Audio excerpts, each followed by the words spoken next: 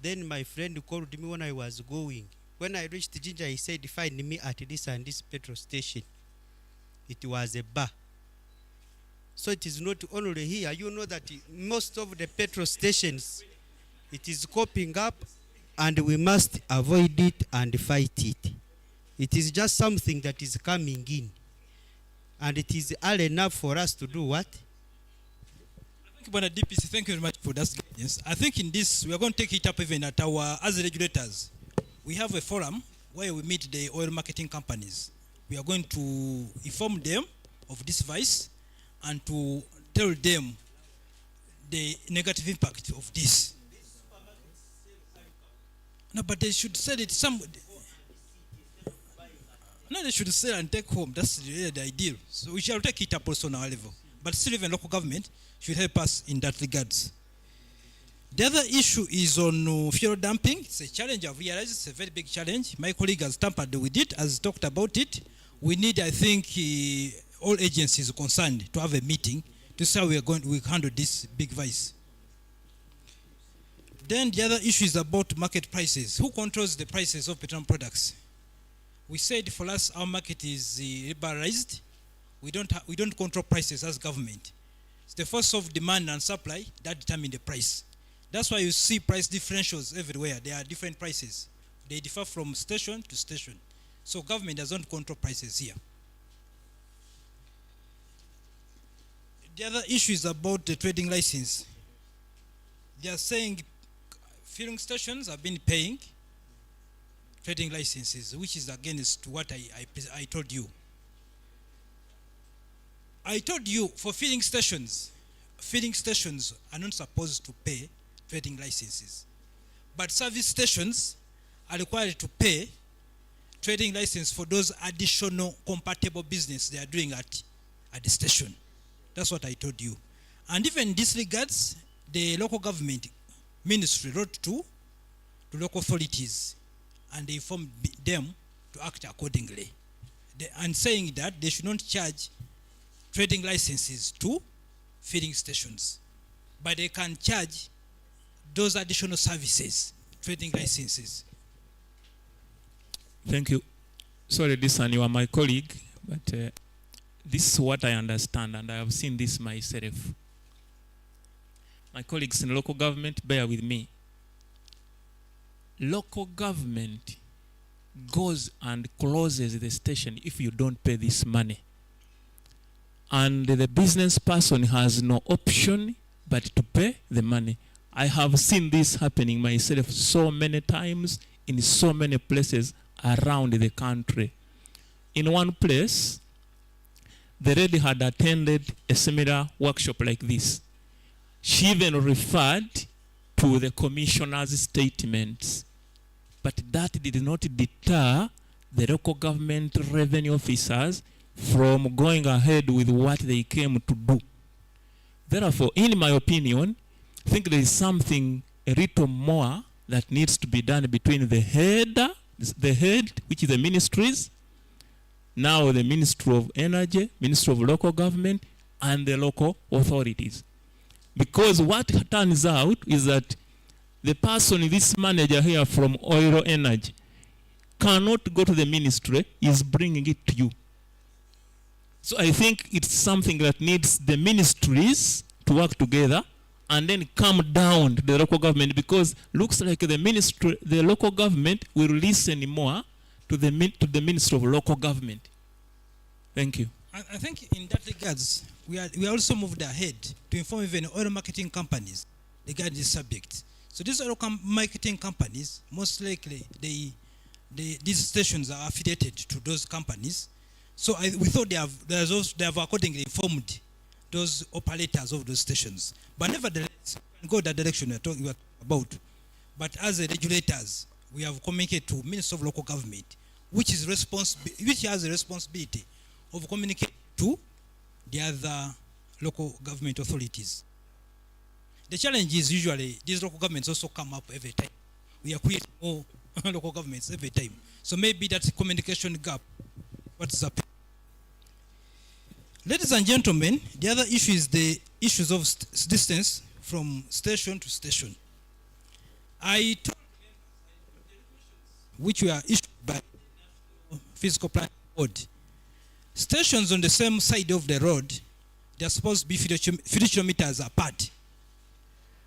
50 meters apart. That's the requirement.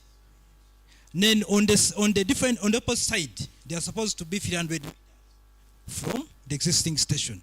That's the regulations. Those are the regulations saying. And as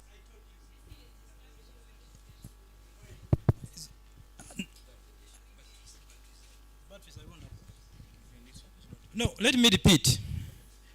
The regulations which were issued in 2022 by the National Physical Planning Board stipulates that stations on the same side of the road are supposed to be 3 kilometers apart. On the opposite side, they're supposed to be 300 meters apart.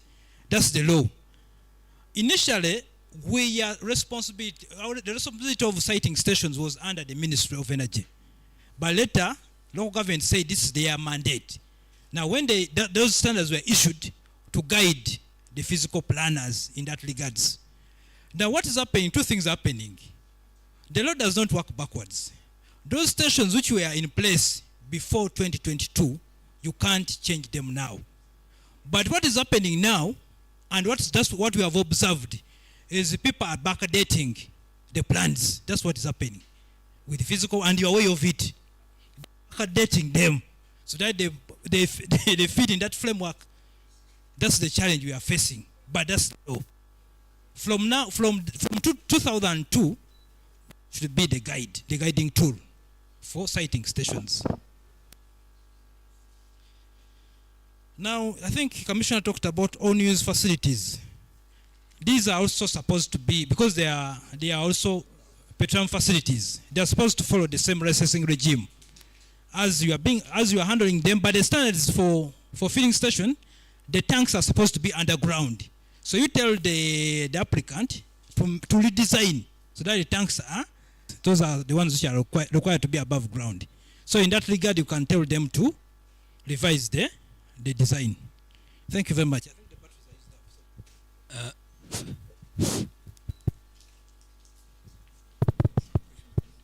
I think the last one was about this issues in charge of the product which is stored in the own use facilities. Usually these facilities, for example, if somebody is having a campsite, they usually have a supply agreement. In fact, ask them a supply agreement. Usually the supply agreement indicates somebody is going to supply him with the products. It can be Total, it can be Shell, and that agreement runs. So is mainly supposed to pick the product from there. So that person, the company supplying him, will be has that responsibility of taking care of the quality of the product. James, bring this meeting to a close. Thank you, Peter. One question from Irene. One question from Irene was about if UNBS visited your station when a particular pump had a problem, maybe there was no fuel so that it could not be worked on. And later on, the pump is operational. But it didn't receive the stickers. What happens? Two things. One, we conduct mid-term inspections. The validity is 6 months. We do inspections around 3 months after the verification, targeting those pumps which had similar problems, no product, had broken down, new installations, and the like, but also hunting for unscrupulous dealers who are tampering with the measuring systems. Getting operation, please inform us. We shall work together to make sure that pump is worked on, a sticker is put before its operation. Thank you. However, if I may make a comment, looks like we're and complaining about illegal dealing in fuel. And yesterday when we were on the radio station, two callers said or wondered, what do we, I think we, he meant the government, want them to do? How would they survive if they did not do the illegal business? And I've been seeing and thinking about this for some time. Every time I go to a stage to board a taxi, there is someone charging my taxi driver for me to board that taxi as a person. Someone stages himself at a stage and says, you pay me before you take my passenger. But I have taken myself to the stage. I don't know this person. I have no linkage to him. He's not licensed by the government. He's not collecting money on behalf of the government, but he himself. Without being misunderstood, I think there is something seriously wrong with one, our families, two, our government, and government, us.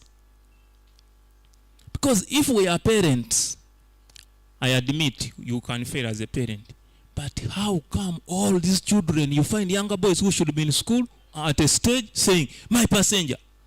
Where did you get the passenger?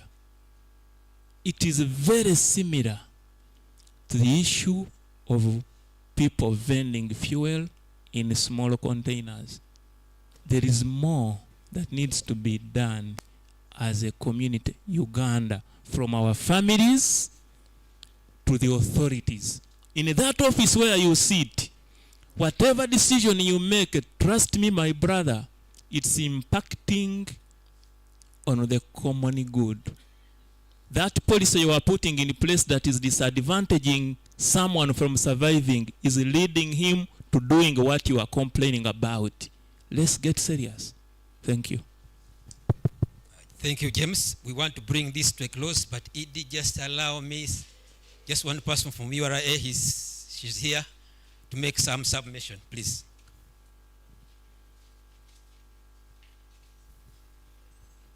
Thank you for giving me the opportunity. My name is Josephine Teddy Yergiu. I am standing in place of a regional manager who was supposed to be here because we have to account for the responsibility given to us by this nation. And through you, Chair, I would like to beg, if you can, the responsibility of domestic taxes, which the 3 billion we lose daily is affecting due to the amount of people.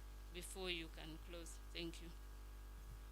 Yeah, thank you so much, all of you, for your patience. Let's be patient for him before the ED closes this forum. Thank you, Chair, and good afternoon, everyone. My name is Will. I want to appreciate UNBS we share, and UNBS is one of our major partner organizations as Uganda Revenue Authority. Just one of agencies. One of the things I've observed is that UNBS, I think in our engagements and Security Council meetings, I think has not been issues of smuggling, especially in relation to and as a key partner and all the partner agencies strategy where we are. And so I implore UNBS to ensure that they put some programs to continue the education drives. The other one is that we are going to enforce government. One is that we need I think my colleagues in security have highlighted accept some goods, and some of those goods require UNBS attention. And I think the nearest liaison office is in Gulu, but most of the guys also sit in Kampala. So it's important that as West Nile, we have a regional office for UNBS so that as and handled immediately, and so are the other items that are required to be handled by URA. So that is one of my requests. As URA, we help in monitoring fuel in supporting, and will come to your stations, and when we do, like we have the best for the day. Thank you. Thank you for that input. At this moment, I would invite the ED to come and bring this forum to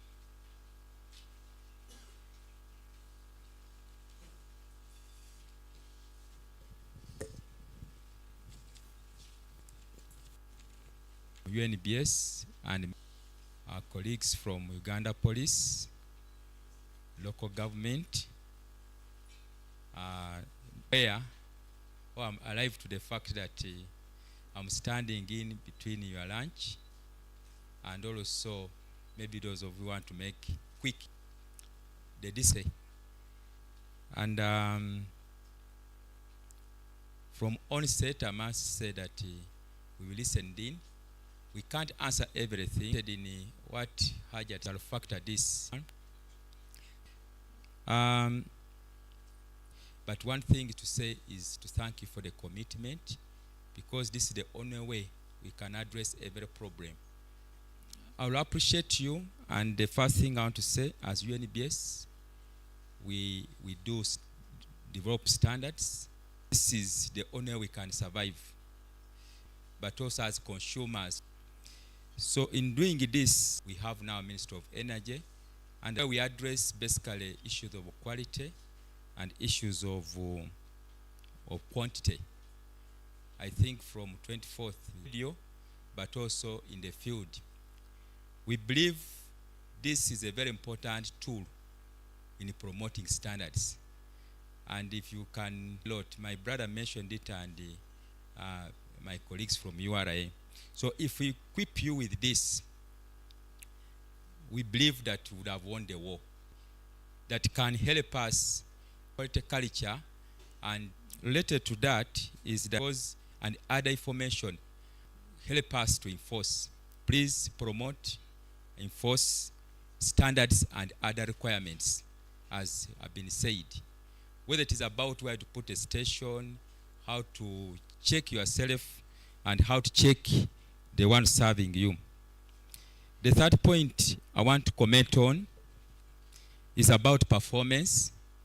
Yes, I will start from the angle of congratulating people of this region on the point of regulated areas. From the statistics, I think you are the most compliant people. You'd clap for yourself, John, and you are here. But you put an unregulated area, and I think this calls for awakening and change of strategy. That whereas the areas, the chain, how we control quality of petrol, we stop at the regulated area, that's the filling stations. But now the petrol that is being consumed on the streets, on the jerrycans and bottles, I think it has posed a problem, and I think that's the major challenge. On our part, as UNBS, number one, we've embarked driving our mandate, and the strategies speak to working with the other agents like URA, but also to local government. So whatever thing we want to do, whether developing standards, enforcing, or promoting, we want to work with everybody.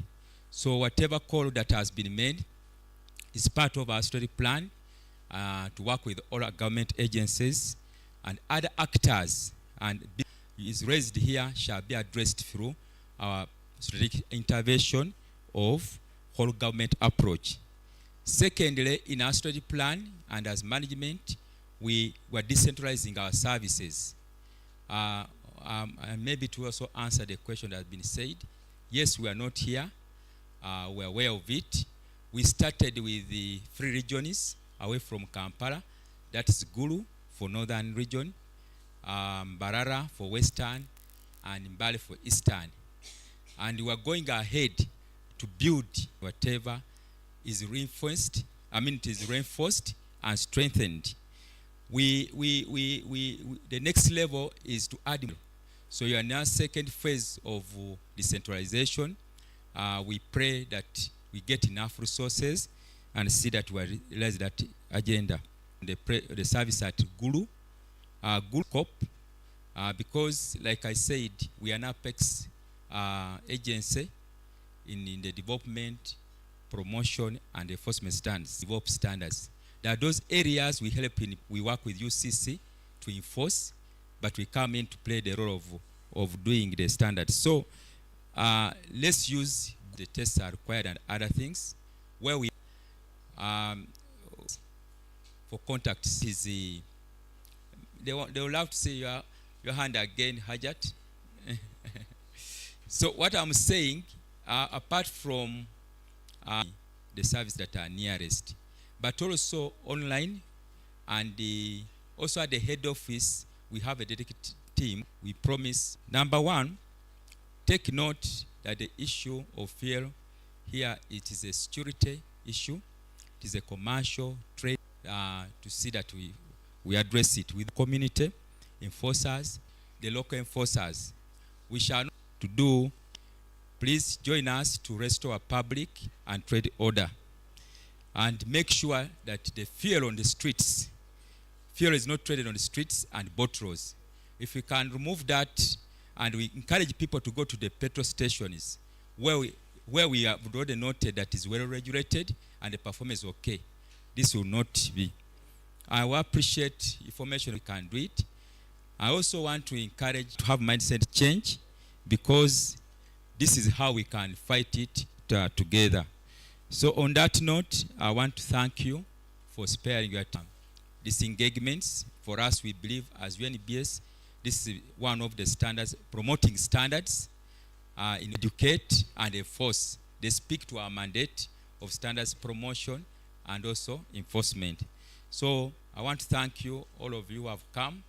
Come again whenever we call you. And other areas, I know Afande Mutekege, we shall find you maybe in Kalangala. And its purpose to see. On this note, I close this meeting. Thank you.